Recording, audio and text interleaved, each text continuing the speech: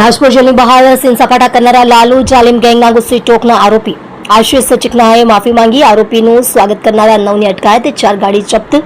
સુરતમાં તાજેતરમાં ગુસ્સી ટોક કેસના આરોપી આશિષ ઉર્ફે ચિકનો પાંડેનું જેલમાંથી બહાર આવતાનો એક વિડીયો સોશિયલ મીડિયા પર વાયરલ થયો હતો, જેમાં તે પોતાની દબંગાઈ બતાવતો અને ફિલ્મી અંદાજમાં એન્ટ્રી કરતો જોવા મળ્યો હતો, જે અંગે પોલીસ એક્શનમાં આવી હતી. આ ઘટના બાદ સચિન પોલીસે ત્વરિત કાર્યવાહી હાથ ધરી આશિષ ચિકના સહિત 9 લોકોની અટકાયત કરી અને 4 વાહનો જપ્ત કર્યા હતા. ઉલ્લેખનીય છે કે આ ઘટનાએ સુરત પોલીસની છબીને પડકાર ફેંક્યો હતો.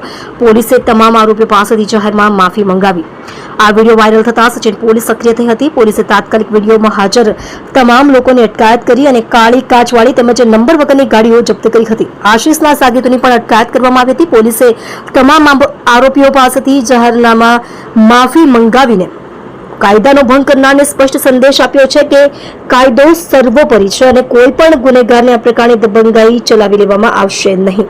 મારું નામ આશિષ ઉર્ફે ચિકના ઉમાશંકર પાંડે, રહેવાનું 175 ભગુંબરા પલસાણા, સુરત.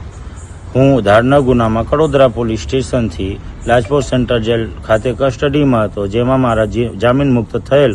હું જેલથી બહાર આવેલો, મારો વિડીયો વાયરલ થયેલ અને એમાં કંઈ કાયદા વિશે કંઈ ખોટું હતું. એમાં પોલીસે અમને પોલીસ સ્ટેશને બોલાવીને એની જે કામગીરી હતી એ કરી.